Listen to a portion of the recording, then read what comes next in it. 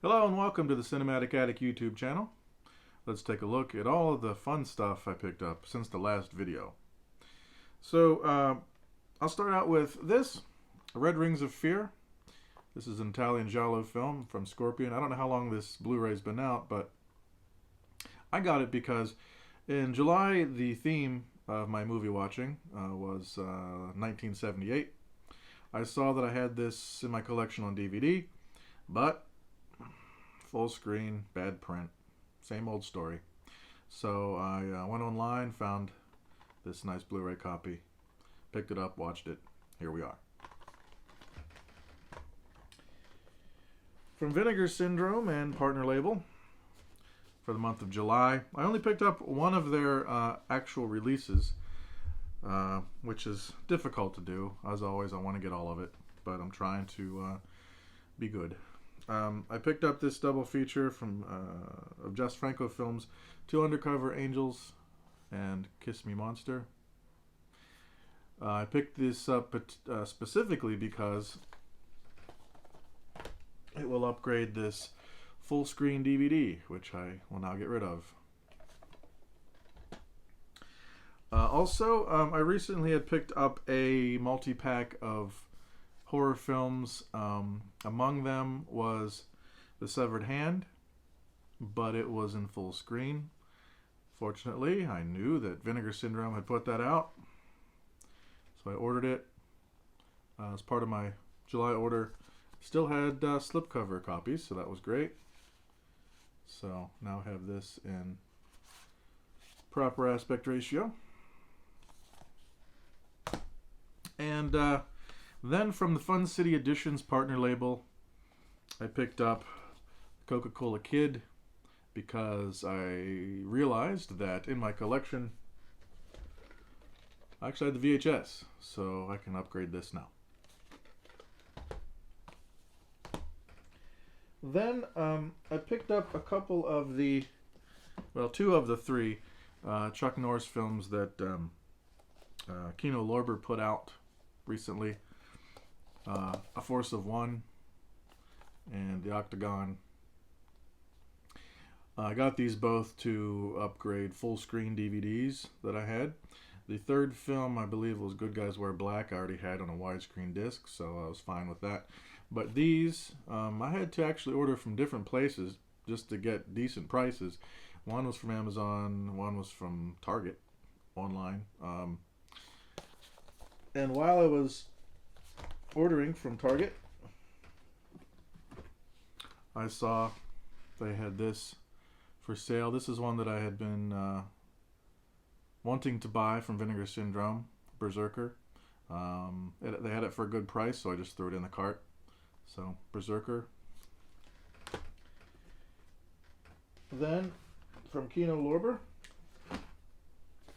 because this seems to be a monthly event now, Film Noir, Dark Side of Cinema 8. I'm perfectly happy that these are coming out every month. My wallet might argue, but I'm loving it. So this month we get Temptation, which, yep, it is such a temptation to always buy these sets, and I always give in. We have Enter Arsène Lupin. I haven't seen the movie yet, so forgive me if that's not right. And Street of Chance. So, looking forward to November when I can really dig into a lot of these films for November. Then, as things are falling apart, next up we have through Kino Lorber from Code Red, Made in Sweden, Christina Lindberg film. You may remember I picked this up on DVD just a few episodes back. I was surprised to learn that that DVD was in full screen, or at least not widescreen. So I saw this was, so I had to get it. So, Made in Sweden. Of course, I had to get the latest MCU film, Doctor Strange and the Multiverse of Madness. Picked it up on 4K. And with this, I learned a little lesson. A little lesson in patience. Well, not only the fact that it took a strange amount of time to reach me from Amazon, when this seems to be that it would be a pretty well-stocked product. It took at least a week or more. The day it was supposed to arrive, and said that it had been delivered, there was nothing at my door. Of course. I immediately went to Amazon website. All the things I've ordered over the years from Amazon, there's never been anything that has not been delivered, which I guess, according to what I hear from some people, is a minor miracle. But this was the first time for me, after years and living in different places.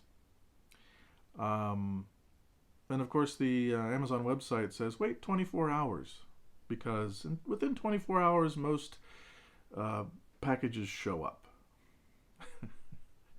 And I'm like, okay, I guess I treat this like a missing person and wait 24 hours. Is that still a thing? I don't know. But inside, I was freaking out. Lo and behold, sure enough, not even an hour later, there's a knock at my door, and it had gone to the neighbor's house. So there it was. So I learned my lesson. Relax, be calm. It'll probably show up. Then we have The Story of Film, A New Generation. I had to order this from the UK. This is the latest film documentary from Mark Cousins. He did the original The Story of Film documentary, which is like 15 hours or something long, which I watched, and I'm sure that'll pop up on a Pantheon segment in the future. So I'll say more about that then. However, this is basically a 3-hour doc on what's been happening in the world of film, literally the world of film, in the last decade. And had to get it. So had to break out my region-free player. But yeah, The Story of Film, A New Generation. If you are into documentaries about film, his are amazing.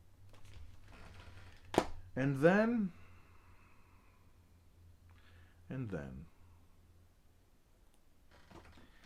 I was gonna get it. Then I said, no, I can't afford that. Then I said, yeah, I can. Then I'm like, no, I shouldn't. And then I did. It's been out a little while, but I finally got it for a reasonable price. The Imprint Warriors Box, Blu-ray. The important thing about this is the theatrical cut is finally on Blu-ray, not just the director's cut, which is inferior. I was willing to pay to get that original cut. This is one of my favorite. This is one of my top 4 films of all time. I now have all of those 4 in high definition. I had to. I just had to. So, I'm sure you've seen this in other videos, but you get, of course, the director's cut, which I already have, but you get the theatrical with a bunch of special features. So, I can breathe now. I finally have that original cut on Blu-ray, and to commemorate this occasion, see the Pantheon segment later. But in the meantime, here's everything else I picked up. A new Goodwill opened up in my area. I only had a few dollars and a few minutes, but I managed to find a few DVDs, including this set I got mainly for these two to upgrade VHS. I already had these two. Black Sunday, a VHS upgrade. Another of the Fox Studio Classics. You can tell this is a former library edition, but it was cheap. It's number 9, Anastasia. Movie from, I think, 1959.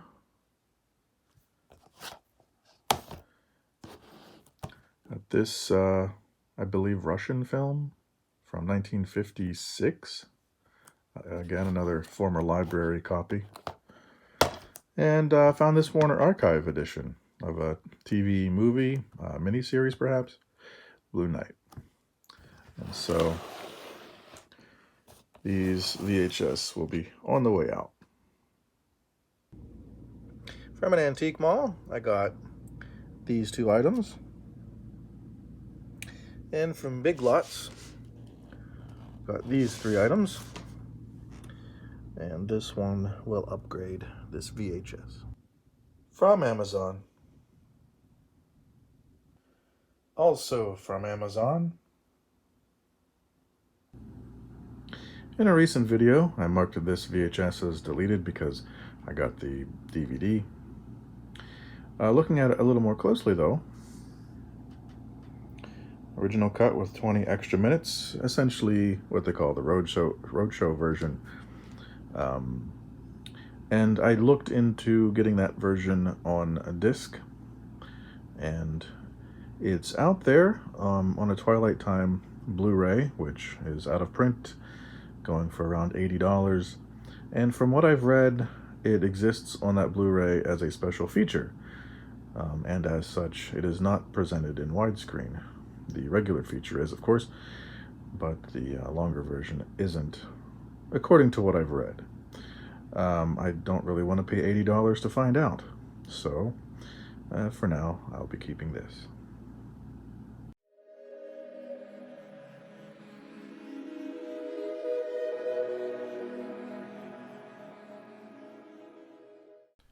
For this episode's Pantheon segment, I'm going to spotlight something I've mentioned several times, and rather than mention it 7,000 times more in the future, I'm going to commemorate the release of this, or I should say, me finally getting this, to going over all the films that I consider part of the Warriors cinematic universe. This, if you haven't watched before, is what I call a bunch of films that I feel could exist in some way, shape, or form within the same world as the Warriors, be it at the same time, at a slightly later time, or in a far future time. And I've already mentioned in past Pantheon segments Savage Streets, one of my other top 4 favorite films, Certain Fury, and Siege as being other films that could exist, in my mind, in that world. So I thought I would tell you about the rest. Now, some of them are not Pantheon films, but still fit in the WCU, if you will. For example, we have this duo of Judgement Night, which I'm sure you've heard of, and Survive the Night, which is very much like Judgement Night, but whereas Judgement Night has a group of guy friends, Survive the Night has a bunch of female friends who get trapped in a city and are chased by crazy people. So these are really companion pieces. This one made by a major studio with, or at least released through a major studio with, guys. And this one, a TV film with girls. So great back-to-back if you kind of want to get that kind of vibe. Also, if you want to look at the future, you could say that 1990 The Bronx Warriors and Escape from the Bronx could exist in the future of the Warriors cinematic universe. Obviously, the Bronx Warriors, a little bit of a clue there. But yeah, these could be whereas these could take place a little later because the Warriors and most of the other movies take place in the late 70s or in the 80s. These maybe in 90s. These in the future. This also comes with the new Barbarians, but that's not what I'm talking about. So for this Pantheon segment, I'm going to look at 3 more entries in the Warriors cinematic universe that actually are in the Pantheon. So to get started, the first one is not on disc, as far as I can tell, which is a tragedy. It's also a TV film, like Survive the Night. And I really, really hope somebody puts it out on disc. Like maybe Kino Lorber. They're doing a lot of the horror and suspense kind of TV films right now. That'd be a great choice. But that movie is Final Jeopardy. This film is... It follows a familiar formula of people being stuck in a city at night, being chased by crazy people and criminals and gangs, and just encountering a whole bunch of misfortune. This actually stars Richard Thomas and Mary Crosby as a couple who are stranded in the city, in a bad part of town, at night. And it's a scene very much out of the Warriors in terms of, just where they are and what's happening and all the craziness. You could easily see where characters from Savage Streets might be around the next corner or something like that. So it's essentially that, and it's suspenseful, it's fun, and not a whole lot to say about this other than it's rather underrated and unheard of. I saw it on YouTube. That's the only place where you can really see it right now. So I hope that this gets a second life at some point on disc. But that is Final Jeopardy, 1985. Also from 1985, we have another Pantheon member in Tenement. This directed by Roberta Findlay. This has a lot in common with the next and final film that I'm going to mention. Whereas this is a apartment building under siege kind of movie, and so is the next one. This one is this one's messed up, but it's great. But yeah, a bunch of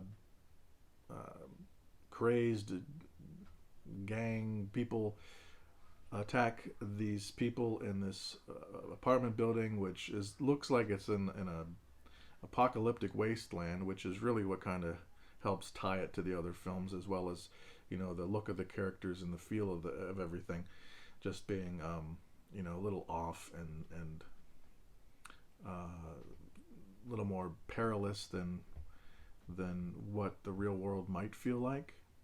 I don't know, maybe not, but this is just a really fun film, especially if you like people trying to survive against being under siege, which again kind of ties it a little bit to this film.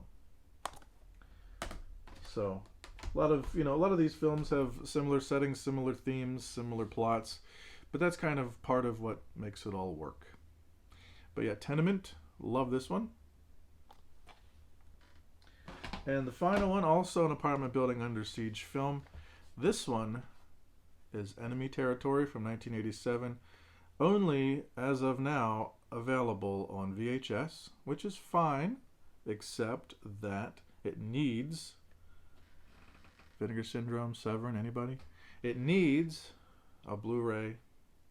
I'd even take a DVD, but I want to see it in full widescreen. Jeez. Enemy Territory is fabulous. Gary Frank and Ray Parker Jr. Yep, that Ray Parker Jr. are two people under siege in an apartment building by gang members. You also have Jan Michael Vincent in there as a crazy man who also helps them out. But you have all sorts of actors who you've heard of, like Tony Todd, Kadeem Hardison, Stacey Dash, in this film as well. It's just a delight. I first saw this at around the same time I saw Siege, and it was like a 1-2 punch of awesome. So this one, again, enemy territory, could exist in that same world, and I love it so.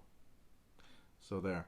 So just running through those kind of brief, but that would be all the films I currently right now see as part of my mental Warriors cinematic universe.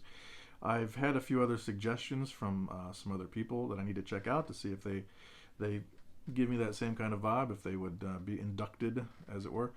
So if any future films find their way into that category, whether they're worthy of the Pantheon or not, I'll be sure to let you all know. But otherwise, until next time, everyone, enjoy your movies.